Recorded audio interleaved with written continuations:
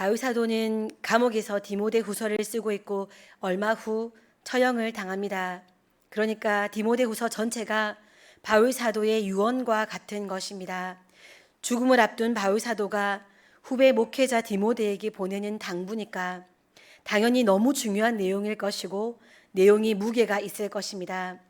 그 중에도 오늘 읽은 본문은 모든 당부를 마무리하는 부분입니다. 이후에도 내용이 남아있긴 하지만 뒷부분의 이야기는 바울사도 개인의 사사로운 이야기, 부탁들, 인사말들입니다. 결론은 여기까지입니다. 그래서인지 바울사도는 생애의 마지막으로 쓰는 서신의 또 마지막 부분에 굉장한 무게를 싣고 있고 아주 힘을 주어서 후배 디모데에게 강조하면서 당부합니다. 1절 말씀을 읽어보면 이 글의 무게를 잘 알 수 있습니다. 다시 한번 다 함께 1절 말씀을 읽겠습니다. 시작. 하나님 앞과 살아있는 자와 죽은 자를 심판하실 그리스도 예수 앞에서 그가 나타나실 것과 그의 나라를 두고 엄히 명하노니. 아멘. 그냥 부탁이나 권면이 아니고 명령입니다. 그것도 평범한 명령이 아니라 엄한 명령입니다. 심지어 하나님과 심판하실 예수 그리스도 앞에서 심각하게 엄하게 명령하고 있습니다. 이렇게까지 바울 사도가 힘줘서 말한 경우가 이전에는 많지 않았기 때문에 이것은 상당히 무게가 있는 말씀이라고 볼 수 있습니다. 이 중요한 명령이 무엇인지 한번 살펴보겠습니다. 2절부터 구체적인 내용이 나옵니다. 첫 마디가 말씀을 전파하라는 것입니다. 때가 좋든지 좋지 않든지 항상 말씀 전파하기를 힘쓰라고 하십니다. 범사의 오래 참음과 가르침으로 경책하고 경계하고 권하라고 말씀합니다. 그런데 이 내용들을 보면 다 맞는 말씀입니다. 후배 목회자 디모데는 이렇게 사역해야 합니다. 말씀을 선포해야 하고 성도들을 가르치고 양육해야 합니다. 이것은 한참 후배 목회자인 저에게도 마찬가지입니다. 이 내용들이 목회자가 행동하기에 옳은 가르침이라는 것은 충분히 동의가 됩니다. 그런데 한편으로는 바울 사도께서 목회자가 당연히 해야 될 일을 이렇게 말씀하시면서 굳이 이렇게 힘줘가면서 강조하면서 명령까지 하실 필요가 있겠는가 싶은 생각도 듭니다. 아주 게으르거나 문제가 있는 목회자가 아니라면 대부분의 목회자들은 다 말씀을 잘 전하기 위해서 항상 준비할 것이고 성도들을 항상 양육할 것이고 교육할 것이고 훈련시킬 것입니다. 이것이 목회자의 일상입니다. 아주 특별한 일이 아닙니다. 그러니까 디모데에게 그냥 일반적인 권면으로 이렇게 사역해야 된다라고 말해도 될 일을 지금 바울 사도께서는 아주 사생결단을 하듯이 하나님, 심판주, 예수 그리스도 앞에서 엄하고 무거운 명령으로 말하는 것이 좀 과하게 느껴질 수도 있습니다. 그런데 이런 강력한 명령을 주는 이유를 확인해 보면 이것이 과한 것이 아니라는 것과 바울 사도의 무거운 심정도 이해가 됩니다. 이렇게까지 말을 하는 이유가 3절에 나옵니다. 한국어 성경에서는 3절 말씀을 이유라고 찾기가 쉽지가 않은데요. 헬라어 원문 성경으로 보면 3절이 2절 말씀의 이유가 됨을 분명히 알 수 있습니다. 헬라어 성경에서는 3절을 시작할 때 왜냐하면이라는 단어가 들어있기 때문입니다. 헬라어 성경을 의역하면 이렇게 말할 수 있습니다. 너는 말씀을 전파하고 가르치라. 왜냐하면 곧 어떤 때가 될 것인데 그때는 사람들이 말씀을 듣지 않을 것이기 때문이다. 조만간 그런 힘든 시기가 올 것이기 때문에 그때가 되면 세상의 큰 흐름이 복음에 적대적이기 때문에 지금 너는 성도들에게 바른 말씀을 전하기 위해 힘쓰고 성도들을 바르게 양육하는데 힘써야 한다. 이렇게 이해할 수 있습니다. 조금 쉽게 비유로 설명드리면 이렇습니다. 배가 조난을 당해서 물이 배 안으로 차오르고 아주 위급한 상황에 처하게 되었습니다. 구조대원이 와서 사람들을 구조하는데 시간이 자꾸 흘러서 저녁이 되어가고 있었습니다. 밤이 되면 수온도 많이 떨어지고 어두워져서 구조 작업이 심각하게 어려워집니다. 그러면 해가 지고 있는 지금 어떻게 해야 할까요? 해가 아직 남아있는 지금 어떻게든 더 많이 구조해야 합니다. 지금 기회가 좋네 나쁘네, 물살이 어떻네 저떻네, 상황이 좋네 나쁘네 이런 것 따질 상황이 아니라는 것입니다. 곧 해가 지고 구조가 불가능해지는 시간이 될 것이기 때문에 지금 해가 조금이라도 남아있는 이때에 최선을 다해서 구조해야 합니다. 바울사도께서 디모데에게 간곡하고 엄중하게 말하는 이유가 이런 이유 때문입니다. 곧 영적으로 얼어붙고 캄캄해질 때가 이르게 될 것이니 때가 좋니 나쁘니 따지지 말고 항상 바른 복음을 선포해야 한다는 말입니다. 그러면 도대체 다가올 시대가 어떻길래 바울사도께서 이렇게 걱정을 하는 것일까요? 3절을 보시면 때가 이르면 사람들이 바른 교훈을 받지 않는다고 합니다. 가볍게만 읽으면 이 말씀의 심각성이 느껴지지 않습니다. 바른 교훈을 거절하고 전도하면 쉽게 교회에 따라오지 않고 교회 가자고 하면 실은 내색하고 이런 것은 사실은 지금도 늘상 있는 일입니다. 어제 오늘 일이 아닙니다. 전도가 쉬웠던 적은 없습니다. 그런데 뭘 새삼스럽게 사람들이 복음을 거절하는 것이 무슨 큰일이 갑자기 생긴 것처럼 이렇게 심각하게 말하는가? 여기서 바른 교훈을 받지 아니한다는 것은 단지 복음을 거절한다는 말이 아닙니다. 한국어 성경이 상당히 부드러운 표현으로 기록을 해두어서 이 말에 담긴 의미가 분명히 전달되지 않는 것입니다. 이 말의 원문 의미는 바른 교훈을 받아들이지 않는다는 의미가 아니라 바른 교훈을 참지 못한다라는 아주 강경한 표현입니다. 누군가 복음을 전했을 때 나 됐어, 나 안 갈래, 괜찮아 수준이 아니라 기독교 너무 싫어, 짜증나, 교회라는 거 불 지르고 싶어, 도대체 저렇게 말하는 사람들 너무 미워, 다 없애버렸으면 좋겠어, 이런 식으로 사람들이 복음과 진리를 들으면 참을 수 없는 분노를 느끼고 마치 고문을 견디지 못하는 것처럼 복음의 말씀, 진리가 선포되는 것을 견디지 못하는 것, 극도의 분노의 상태가 되는 것을 말합니다. 본성과 마음 안에 진리를 향한 강력한 적개심을 가지고 있는 시대라는 것입니다. 오늘날 기독교를 욕하기도 하고 복음을 거절하기도 하지만 그래도 아직은 바울 사도께서 염려하는 그 정도의 상황은 아닙니다. 지금의 반응은 아직 소망이 있다는 의미입니다. 언젠가 복음을 견디지 못하고 진리를 향해 분노하는 얼어붙고 캄캄한 시대가 올 것입니다. 그래서 지금 그리스도인들은 복음의 우호적인 때가 올 것을 기대하면서 기다리고 있을 것이 아니라 아직 소망이 있는 지금 이 순간에 복음을 전하고 말씀을 가르치고 양육하고 교육해야 합니다. 바울 사도는 장차 올 상황을 더 추가하여 말씀합니다. 그때 사람들이 자기 욕심을 만족하게 해주는 가르침에 현혹됩니다.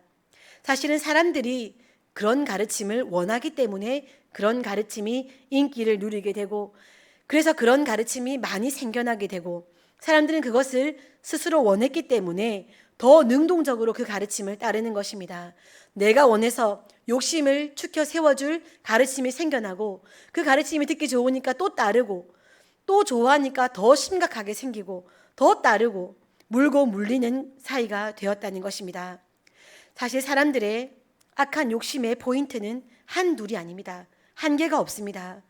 의로움도 우리가 생각하는 욕심이라는 것은 꼭 먹는 것, 쉬는 것, 누리는 것, 돈을 가지는 것 이렇게 육체적인 것만 생각할 수가 있는데 의로움도 의로우신 예수 그리스도의 모습을 담지 않고 의를 주장하는 모습은 욕심입니다. 자기의 의를 주장하는 것입니다. 더 의롭고 싶어서 하나님을 벗어난다면 그것도 의롭지만 죄입니다. 열정을 가지는 것, 열심히 하는 것, 그것도 하나님에게서 벗어난 열심, 하나님에게서 벗어난 일 중독, 그런 모든 것들 역시 욕심이고 하나님에게서 벗어났기 때문에 그것도 죄입니다. 그 온갖 욕심들을 따르게 하려면 거짓 스승들이 수없이 필요합니다. 악이 더 큰 악을 낳는 것처럼 욕심은 만족이 되지 않기 때문에 더 심각한 욕심을 만들고 그것들을 다 채워줄 스승들을 계속해서 만들어낸다는 것입니다. 원문 그대로 말씀드리면 자기 사욕을 따를 스승들을 많이 쌓아놓는다라고 번역할 수 있습니다. 사람들의 악한 욕심을 악하다고 하지 않고 오히려 합리화해주고 이해해주고 지지해주고 그 소욕을 정당화시켜줍니다. 모든 법과 이론, 권리, 자유, 인권 등을 동원해서 욕심을 부리는 자에게 강력한 편이 되어 주어서 그런 편이 되어주는 스승들이 더 점점 많아진다는 말씀입니다. 거짓 가르침에 익숙해지면 악을 행할 때 죄책감이 점차 경감됩니다. 오히려 그 악이 옳은 것처럼 여겨지게 이르고 그 거짓 옳음을 목소리를 내어 주장하는 데까지 이르게 됩니다. 나만 누리는 것이 아니라 같이 하자고 욕심을 전파한다는 것입니다. 그렇게 욕심에 묶여버리게 되면 욕심, 죄를 지적하는 가르침, 진리의 말씀이 받아들여지지 않습니다. 받아들이지 않는 수준이 아니라 진리를 입 밖에 내는 것 자체를 견디지 못하고 분노하고 거절합니다. 참을 수 없습니다. 이것은 욕심에 빠진 사람의 양심을 자유롭게 해주는 것이 아니라 사람의 양심을 마비시키는 것입니다. 오늘날에는 동성애 문제라든지 돈을 숭상하는 문제가 굉장히 합리화되어 있습니다. 그래도 오늘날은 욕심을 따르는 내용들이 이런 몇몇 가지 이슈들로 한정되어 있습니다. 그 규모도 세상 전체가 그렇게 가는 것이 아니라 아직은 일부인 상황입니다. 아직은 최소한의 양심이 작동하고 있습니다. 그런데 그때가 되면 학교에서 내 아들에게 치마를 입도록 장려하는 교육을 하는 것을 알면서도 엄마인 내가 거부할 수가 없습니다. 학교 교육을. 왜냐하면 학교에서 성별 정체성을 차별하는 내용을 가르치는 게 금지되어 있기 때문에 학부모들이 항의를 해도 소용이 없게 됩니다. 성차별 금지라는 명목으로 성별을 이제 자기가 선택할 수 있고 내가 선택한 성별대로 살 수 있게 학교에서 가르치는 것이 오늘은 여자로 또 내일은 남자로 오늘은 중성으로 살고 싶은 것이 내가 선택할 수 있다는 가르침에 대해서 내 아들이 그렇게 살아가고 내 딸이 그렇게 살아가도 제지할 수 없는 것이 그때의 모습이 됩니다. 악이 일반화된다는 것입니다. 내 아들이 남자친구와 성관계를 하겠다고 해도 부모가 제지할 수 없습니다. 법이 인정하기 때문입니다. 온 국민이 인정하는, 온 세계가 인정하는 일반화되어 있는 상황이기 때문입니다. 동성애와 같은 내용만이 아닙니다. 욕심이 더 심각해져서 사람이 동물과 성인이 어린아이와 점점 더 악하고 더 끔찍한 우리 성도님들이 상상도 못하는 일반인들이 상상도 못해본 방향으로 모든 교육이 모든 내용들과 가치관들이 이슈들이 법들이 모든 영역들이 일부가 아니라 온 세상의 흐름이 사람들의 욕심에 힘을 실어주는 방향으로 흘러가게 될 것입니다. 그것이 옳다고 가르치는 스승들이 산더미처럼 쌓일 것입니다. 설마 그렇게까지 설마가 아닙니다. 이미 동성애에 대해서 허용한 나라들은 수간과 소아성애에 대해서도까지 인정해야 된다. 인권이다 하는 법들을 만들어가고 있습니다. 제가 지금 설교 중이라서요. 이것도 좀 어떻게 그런 무서운 소리를 강대상에서 제가 지금 설교 중이기 때문에 여기까지만 말씀드리는 것입니다. 여러분들이 상상도 해본 적이 없는 더 심각한 죄까지 원하는 욕심을 부리는 욕심이 허용되는 시대가 되어가고 있습니다. 그때가 되면 악한 욕심으로 살아도 그것이 옳다고 지지해주는 사람들이 태반이기 때문에 지지하는 것만이 아니라 그것이 그릇되었어. 그렇게 안 살아도 돼 라고 말할 수 있는 것 자체가 금지된 시대가 이르기 때문에 욕심 잉태하면 죄가 된다. 자꾸 욕심 잉태하면 죄가 된다라고 진리의 말씀을 전하는 사람의 목소리가 마치 먹을 수 없는 음식을 먹은 것처럼 역겹게 들리고 거북해서 토해내는 것이 일반화된다는 것입니다. 이미 비진리에 중독되어 있으니 진리를 받아들일 수가 없습니다. 이렇게 진리가 막힌 사람들과 시대에는 생명을 기대할 수 없습니다. 이렇게 진리가 막힌 사람들과 시대를 살아가는 사람들은 이미 생명이 죽어버린 것입니다. 죽음이고 어둠입니다. 설령 그때 겉으로 보기에는 풍요로운 세상 같아 보이고 유토피아처럼 살기 좋은 세상이라도 마찬가지입니다. 사람들의 마음이 완악해져 버린 고통의 때입니다. 양심이 화인을 맞아서 불타버렸습니다. 마비되었습니다. 이미 땅에 파묻혀서 매몰되어서 생명이 죽어가고 있다는 것을, 내가 지금 땅에 묻혀가고 있다는 것을 느끼지 못하는 두려운 때입니다. 말세를 그림으로 표현한 것들을 많이 보셨을 것입니다. 말세의 재난, 잿빛 도시, 화염에 휩싸이고 흙먼지가 날리고 교회가 핍박당하고 죽고 피를 흘리고 고통당하는 그림들, 이것은 차후의 문제입니다. 이 땅의 흐름이 바른 진리에서 벗어나면 세상이 겉으로 보기에 아무리 살기 좋아도, 몸 건강하게 오래오래 살아도, 100살, 120살, 200살을 살아도, 통장 잔고가 두둑해도, 삐까뻔쩍한 차를 몰고 다녀도, 명품을 걸치고 메고 신고 다녀도 생명이 없기 때문에 이미 그때는 죽음입니다. 더구나 그때는 나름 진리를 따른다고 믿고 있던 성도들조차도 진리에서 떠나는 일이 생깁니다. 4절 말씀에서는 진리에서 돌이킨다라고 표현하고 있습니다. 애초부터 다른 방향을 보고 있는 사람에게 돌이킨다는 표현을 사용하지 않습니다. 처음에는 바른 방향을 보던 사람이 진리가 아닌 비진리로 돌아설 때 돌이킨다라고 말합니다. 함께 진리를 바라보던 사람들이, 함께 말씀을 나누고 묵상을 나누던 형제 자매들이 어느 순간 진리에서 돌이킨다는 것은 너무 무서운 일입니다. 지금은 많은 분들이 함께 예배를 드리고 교제를 나누고 행복한 시간을 보내고 말씀을 나눌 때 대화가 통하고 서로 이해가 되고 기도해주고 함께 눈물을 흘리고 그런 것들이 가능한데, 때가 이르면 우리 공동체 안에서 미혹되어 허탄한 욕심을 따르는 거짓된 사람들이 생겨난다는 것입니다.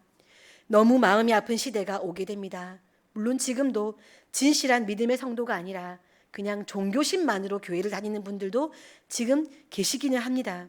하지만 지금은 별 구분 없이 신앙생활을 할 수 있는데, 언젠가 많은 사람들이 진리를 떠나는 흐름이 생길 때 정말로 복음을 믿고 뿌리를 받고 있는 성도와, 그때가 되면 그런 진실한 성도와 종교심으로 교회 다니는 사람들은 엄청난 큰 차이를 가지게 될 것입니다. 뿌리를 깊게 내리지 않으면 진리에서 떠나 허탄한 것을 따라 흘려 떠내려갈 수밖에 없습니다.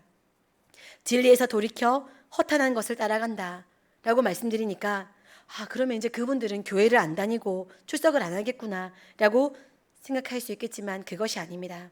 여전히 교회 안에서 설교를 듣고 성경 공부를 하고 헌신 봉사하고 있습니다. 그러나 그들에게서 나누어지는 설교, 그들을 통해 나누는 성경 공부, 말씀 묵상은 더 이상 복음이 아니라 사람들의 욕심을 합리화하는 가르침일 뿐이라는 것입니다. 교회 안에서도 사실 종종 그런 분위기가 있어 왔지만 그것이 일반화, 보편화 된다는 것입니다. 말씀, 복음, 진리가 아니라 세상의 원리가 교회 안에서 힘을 가지게 됩니다. 그때가 되면 나타나게 될 일들이 이렇습니다. 그래서 죽음과 같은 그런 때가 오기 전에 말씀을 선포하고 양육해야 합니다. 이것이 바울 사도께서 힘줘서 명령하고 있는 내용입니다. 인생 마지막에 하는 소리입니다.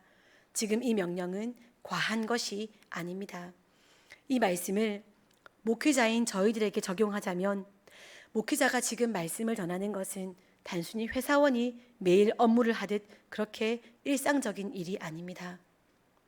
목회자를 바라보는 시선이 많이 변화되어서 목회자를 마치 회사 직원 대하듯이 하시는 경우가 많이들 생겨나고 있습니다. 그렇든 말든 목회자가 말씀을 전할 때에는 그 목회자는 회사원이 그냥 일을 하는 것처럼 할 수 없습니다. 의사가 죽어가는 환자를 보면서 살려내야 하는 사투를 하는 것으로 비유할 수 있습니다. 영적인 생명이니 더한 무게를 가지는 것입니다. 예배 시간에 졸기도 하시고 다른 생각을 하면서 멍하게 바라보고 있는 분들이 계시기는 해도 아직은 듣고 계신 성도분들이 계시다는 것이 정말 감사한 상황입니다.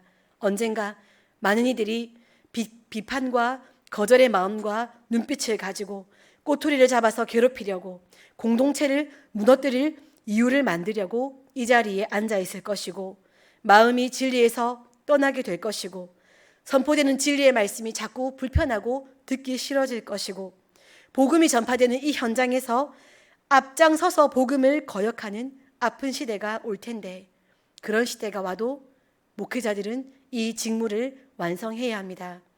그런데 이 말씀은 목회자에게만 국한되어서는 안 됩니다.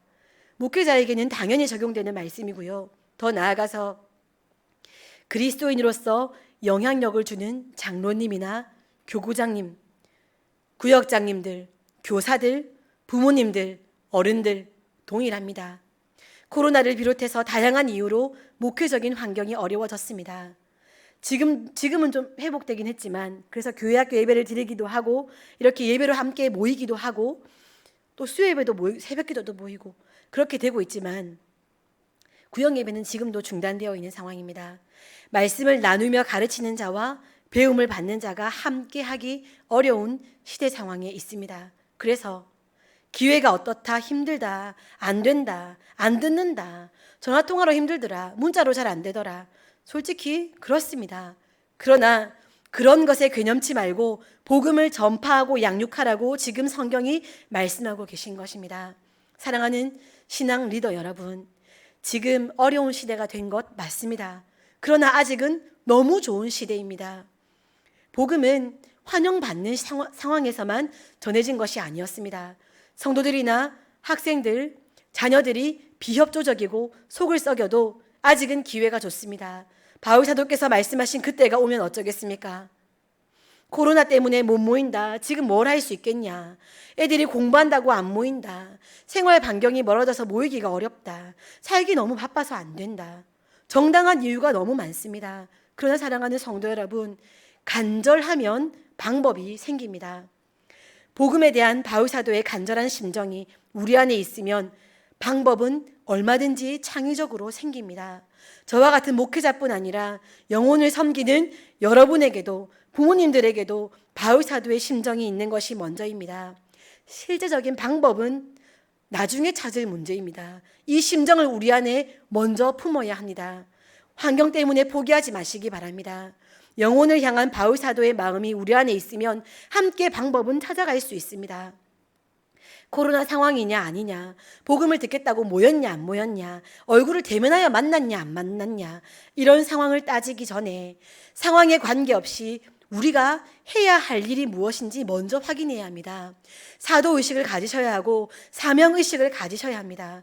이것을 확인하면 길들은 열립니다. 바울 사도께서 왜 이렇게까지 말하는지 알아야 하고 그 무게감을 느끼면, 복음의 가치를 믿으신다면 상황을 뚫는 창의성은 얼마든지 만들어집니다. 옛날 옛적에는 딸이 어디를 막 다니지 못하고 막 집에서 그냥 이렇게 삶을 살고 있다가 부모님이 남편감을 정해주면 그냥 거기 딱 가가지고 시집에 가가지고 그렇게 살지 않았습니까? 꼭 살아본 것처럼 말하지요. 그런데 어느 집에요, 딸이 가만히 집에 못 있겠는 거였습니다. 그래가지고 바깥을 막 돌아다니면서 남자를 만났습니다. 너무 마음에 드는 남자를 만나가지고 막 데이트를 하고 이렇게 했는데 아버지가 알게 되었어요. 아버지가 너무 화가 나서 딸을 집으로 데리고 와서 머리를 다 밀어버렸습니다. 그리고 집에 가둬버렸습니다. 소문나면 시집도 못 간다고 고함을 지르면서 머리를 밀고 집에 방에 가둬가지고 막 이렇게 아버지가 화가 났습니다. 어떤 시대였는지 대충 아시겠지요? 창호지 문 있던 그런 시대 얘긴데요. 그런데 그 딸이 머리에 수건을 뒤집어 쓰고, 머리를 얼마나 예쁘게 밀었겠습니까, 아버지가. 그런데 머리에 수건을 뒤집어 쓰고 뒷문 창호지를 뚫어서 밖에 있는 숟가락을 빼서 문을 열고 도망을 갔습니다. 그래서 그 남자와 아주 먼 곳으로 도망가서 살았답니다.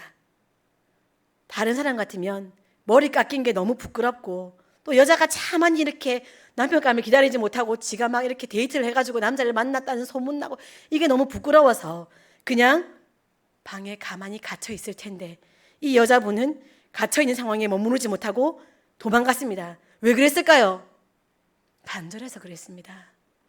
그 남자를 너무 사랑하고 너무 간절하니까, 내가 지금 꼴이 이 꼴인데도 수건을 뒤집어 쓰고 어디 구멍 뚫을 데 없나 창호지 구멍을 뚫어가지고 도망을 가더라는 것입니다. 너무 간절하니까, 너무 사랑하니까 방법이 생기더라는 것입니다. 우리는 정말 그 간절함이 있어야겠습니다. 그 간절함으로 이 약한 때를 지내야겠습니다. 제가 전하는 말씀이 지금 이 코로나 시대에 오해가 되지 않기를 바랍니다. 단순히 상황 다 무시하자, 막 목숨 걸자, 무조건 모이자, 모르겠다, 이러자는 말씀이 아닙니다. 우리 성도님들은 거의 다 이해하셨다고 생각하는데 혹 한두 분이 오늘 차 목사님 설교를 들어보니 그렇더라. 막 모여보자, 일단 죽어보자, 간절하게, 이렇게 혹시 오해하시는 분들이 계실까 봐 제가 이렇게 사족과 같은 이야기를 말씀드리자면 그것이 아닙니다. 상황을 무시하자는 것이 아니라 그 상황을 바라보느라고 그 상황 때문에 우리 마음이 약해져서 우리 손을 놓아버리는 것을 우려하는 마음에서 드리는 말씀입니다. 오늘 성경에서는 조만간 나쁜 상황이 될 것이니 더 힘내라고 말씀하시는 것입니다. 그런데 우리는 나중은 모르겠고 지금 상황이 너무 어렵기 때문에 우리는 힘 다 빠졌다. 이제 우리는 뭐 아무것도 할 수가 없다. 지금 이 코로나 이렇게 되는데 우리가 뭘 할 수 있겠노? 지금 더 심각한 시대가 올 것이고 지금은 그때에 비해서 너무 좋은 시대임에도 불구하고 우리는 나중을 바라보지 못하고 지금 바라보면서 답이 없다 라고 하면서 복음을 붙잡고 복음을 전해야 되는 우리가 힘이 다 빠져서 지내고 있기 때문에 그래서는 안 된다고 말씀을 드리고 있는 것입니다. 지금은 나중에 다가올 시대에 비하면 좋은 시대이니 지금 힘을 내셔야 합니다. 코로나로 인해서 부득이하게 온라인으로 예배를 드리는 분들도 계십니다. 인터넷으로 드리는 예배가 쉽고 편한 예배라고 생각하시면 오해입니다. 오히려 영상 예배는 예배에 소홀해지기 쉬운 모든 조건을 갖춘 취약한 예배이기 때문에 정말 어려운 예배입니다. 너무 편한 집에서 너무 편한 옷을 입고 보는 사람도 없고 화장실도 막 그냥 갈 수 있고 뭐 먹으면서 예배 드려도 될 것 같고 하나님에게서 우리의 관심을 흐트러뜨리는 모든 위험 요소들을 가까이에 갖추고 있는 정말 위험한 예배가 온라인 예배입니다. 영상 예배 하시는 분들은 현장 예배 드리시는 분들보다 10배는 더 기도하고 준비하고 집중하셔야 됩니다. 현장 예배 드리시는 분들이 예배 5분 전에 오셔서 기도하시며 찬양을 드리시면 가정에서 예배 드리시는 분들은 30분 전부터 예배 전 찬양을 드리시고 계셔야 됩니다. 그래야 예배에 집중해서 참된 예배를 드리실 수 있습니다. 근근히 현장 예배자와 비슷한 예배를 드릴 수 있는 정말 열악한 상황의 예배가 온라인 예배입니다. 지금은 코로나로 부득이한 시대가 되었기 때문에 좋은 시기가 아니기 때문에 그래서 어쩔 수 없이 영상 예배를 드리는 것입니다. 이것이 쉽다고 생각하시는 분들은 그만큼 마음이 소홀해졌다는 의미가 됩니다. 부득이하게 인터넷 예배를 드리셔야 합니까? 그렇다면 지금보다 더 기도하시고 더 힘을 내시고 더 진지하게 예배를 드리셔야 합니다. 자칫 소홀해져서 흘려 떠내려가듯 예배를 드리시면 안 됩니다. 바울 사도께서 때를 얻든지 못 얻든지라고 말씀하십니다. 상황에 초점을 맞추지 말라는 것입니다. 우리가 볼 것은 상황이 아니라 우리가 해야 할 일, 사명, 예배 드리는 것, 복음을 전하는 것, 양육하는 것, 가르치는 것, 경책하는 것, 권하는 것입니다.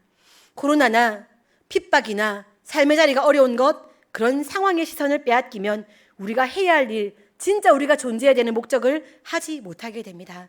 이런 마음가짐으로 지금 우리가 이 시대를 살아간다면 우리는 바울 사도께서 우려하는 그때가 와도 흘려 떠내려가지 않고 그리스도의 생명으로 살아남을 수 있습니다. 5절 앞에까지 앞으로 어두운 시대가 올 것이라며 그 시대의 특징을 자세히 말해 주었습니다. 그런데 바울 사도께서 이 말을 하면서 진짜 하고 싶었던 말이 무엇일까요? 다가올 시대가 얼마나 악한지, 얼마나 패역한지 이런 것을 알려주는 것만이 바울 사도의 주목적이 아닙니다. 그런 시대가 올 텐데 잘 알아야 되는데 그러나 너는 너의 직무를 다하라 라는 것이 바울 사도께서 하고 싶은 말입니다. 3, 4절이 아니라 5절이 바울 사도께서 말하고 싶은 내용입니다. 다 함께 5절 말씀 다시 한번 읽어보겠습니다. 5절입니다. 시작.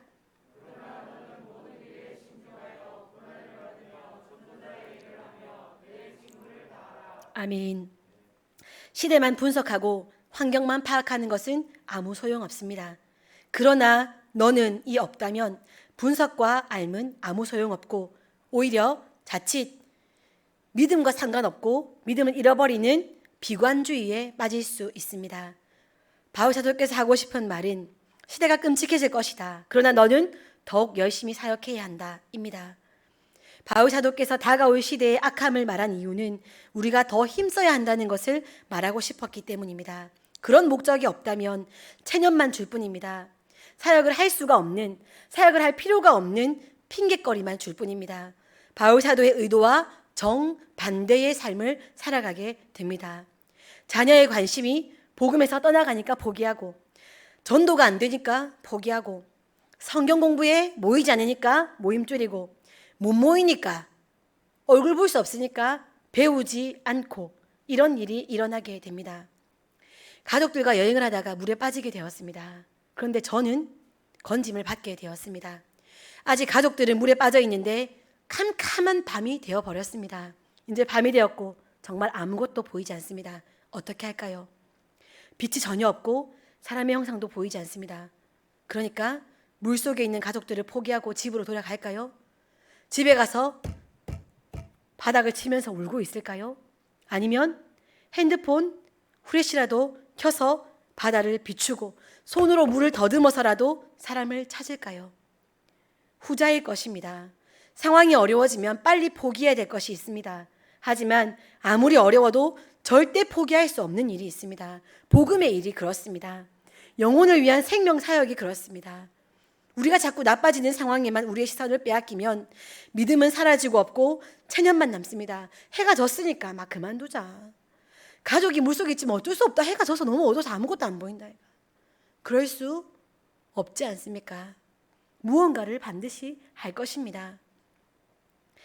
한 가지만 더 생각해보고 제가 오늘 말씀을 마치려고 합니다. 오늘 본문은 바울 사도께서 후배 목회자인 디모데에게 하는 말씀입니다. 저와 같은 목회자들에게 들려주시는 말씀입니다. 그러나 거기서 끝이 아닙니다. 더 나아가 아까 말씀드린 대로 영혼을 돌보는 직분을 맡은 분들에게까지 적용할 수 있습니다. 그런데 거기서 끝이 아닙니다. 사실 이 일은 리더된 자들의 일만이 아니라 사실은 영적 생명을 가지고 있는 우리, 영적 생명을 지켜야 하는 우리 모두의 일입니다. 아이 메시지라는 말이 있습니다. 자녀가 학교를 갈 시간인데 준비도 안 하고 TV를 보고 있으면 엄마가 이렇게 말합니다. 빨리 준비해라. 밥 얼른 먹고 씹어라. 삼켜라. 욕한 거 아닙니다.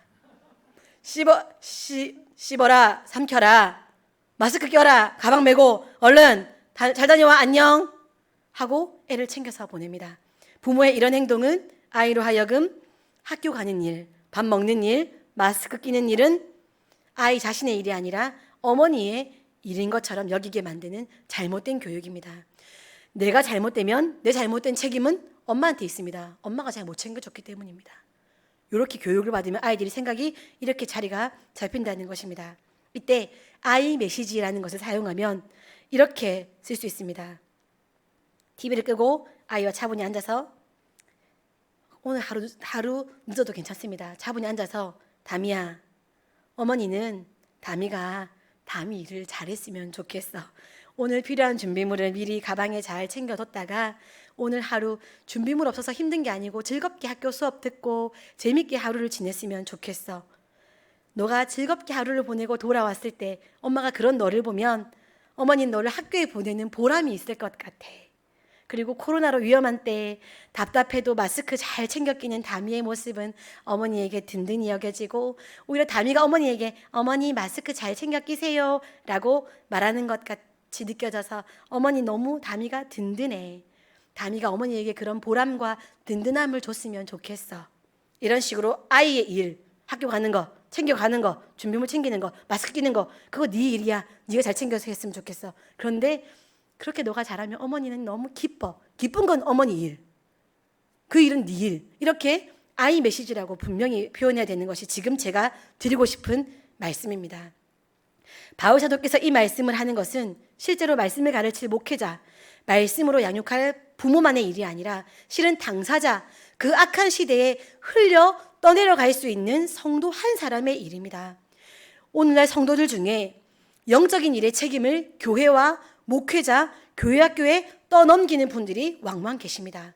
물론 그런 분들은 아이의 교육 문제는 또 학교에 떠넘깁니다. 내 일이고 내 자녀의 일인데 하나님 앞에서 내가 책임져야 할 문제인데 자꾸 떠넘기는 태도를 보이곤 합니다. 예를 들면 이렇습니다. 수술을 앞두고 의사들이 치열하게 그 수술을 어떻게 진행해 갈지 막 회의를 하고 준비를 합니다. 수술은 분명히 의사들의 일이 맞습니다. 그렇지요. 그런데 그 수술을 받을 환자의 입장에서 수술은 의사들의 일이니까 하면서 수수방관할 수 있습니까? 아닙니다. 금식도 해야 되고 수술을 준비해야 합니다. 왜냐하면 그 수술은 내 일입니다. 내가 살고 죽냐의 일입니다. 오히려 의사들보다 더 가까운 나의 일입니다. 선임 의사가 후배 의사에게 당뇨 환자에게 술 먹이면 안 되고 탄수화물을 줄여야 된다라고 말했습니다. 그러면 이 일이 당뇨 환자인 나와는 무관한 일입니까? 의사가 해야 될 일입니까? 의사는 자기 환자에게 환자분 술 드시면 안 됩니다. 그리고 탄수화물 위주의 식사 드셔도 안 돼요. 아셨지요? 의사는 이렇게 자기 일을 하고요. 진짜 술을 안 마셔야 하고 탄수화물을 줄여야 되고 혈당을 매일 체크해서 적어야 되고 운동을 해야 되고 그것은 환자 자신의 일입니다. 내 당이 올라가고 내려가고 문제 아닙니까? 내 건강 문제입니다. 내 생사가 걸려있는 문제입니다. 제가 예를 들 때 자꾸 너무 이렇게 제가 예를 들 때 자꾸 이렇게 연기를 하니까 성도님들께서 자꾸 제가 예를 들면 그게 차선호 목사 일이다 이렇게 생각하시는 분들이 계시더라고요. 제가 당뇨가 아닙니다. 지금 저는 당뇨 환자 예를 든 거고 저희 가족은 물에 빠진 적이 없었습니다. 예를 든 것입니다. 혹시 오해하실까 봐 자꾸 제가 연기를 너무 리얼하게 해가지고 당사자의 일이라는 것입니다. 환자 자신의 일입니다. 성도 자신의 일입니다. 오늘 말씀을 보면서 그렇지 목회자가 잘해야지 시대가 얼마나 악한데 목회자가 저렇게 행동해가지고 될 일이가 교회가 하고 끝내서는 안 된다는 말씀입니다. 여기서 목회자에게 말씀 선포해라 라고 말씀하는 의미는 설교하는 사람에게도 중요한 메시지지만 설교 말씀을 듣는 사람에게도 중요한 메시지입니다. 그런 면에서 이것을 나의 문제, 내 이야기로 들으셔야 합니다. 바울 사도께서 수신자가 디모데니까 말씀을 전파하라 라고 쓴 것이지 이 동일한 바울 사도의 마음으로 성도 한 사람에게 편지를 적었다면 어떻겠습니까? 말씀을 바르게 들으셔야 합니다. 시대가 심각하게 악해집니다. 라고 썼을 것입니다. 그래서 적용적인 면에서 디모데에게 상황에 구애받지 말고 말씀을 전하라는 말씀을 우리에게는 때를 얻든지 못 얻든지 말씀에 집중해서 들어야 한다. 말씀을 들을 수 있는 자리에서 최선을 다해 집중하고 참여해야 한다. 온라인 예배든 현장 예배든 지금 이 순간 아직 빛이 있을 때 우리는 상황이 어떻다 생각하지 말고 말씀을 잘 들어야 된다 라고 지금 바울 사도께서 성경에 우리에게 편지를 적어주고 계신 것입니다. 코로나라고 잠옷 입고 누워서 예배를 드린다고 누가 알겠습니까? 그러다가 바울 사도께서 말씀하시는 그런 끔찍한 때가 되면 그런 믿음이 과연 그 악한 시대를 견뎌낼 수 있을까요? 예배는 하나님께서 예배자인 여러분들을 만나는 자리입니다. 진리가 선포될 수 있는 지금 이런 감사한 때에 진리에 대해 무관심하고 손을 늘어놓고 있다가 이권과 유혹과 거짓 진리가 팽배한 때 그때 갑자기 나는 진리를 따르겠다. 그렇게 따를 수 있는 사람이 있을까요? 그것은 기적일 것입니다. 지금도 이런 좋은 때에도 지켜내지 못하고 있는데 어떻게 그런 두려운 때에 믿음을, 진리를 지켜낼 수 있겠습니까? 그 시대가 오면 그 사람은 흘려 떠내려가는 것이 너무 당연한 일입니다. 말씀 마치겠습니다. 말씀 선포자들이 때를 얻든지 못 얻든지 말씀을 전하고 양육해야 하는 것처럼 말씀 듣는 우리들이 때를 얻든지 못 얻든지 말씀을 힘써 진실한 마음으로 들으시고 양육을 받으시기 바랍니다. 아직은 괜찮습니다. 이때의 예배에 바르게 참여하셔서 하나님을 반드시 만나 세상이 캄캄해졌을 때에도 흘려 떠내려가지 않는 우리 사랑하는 새빛교회 성도님들 되시기를 소원합니다. 기도하겠습니다. 사랑하는 하나님 감사드립니다.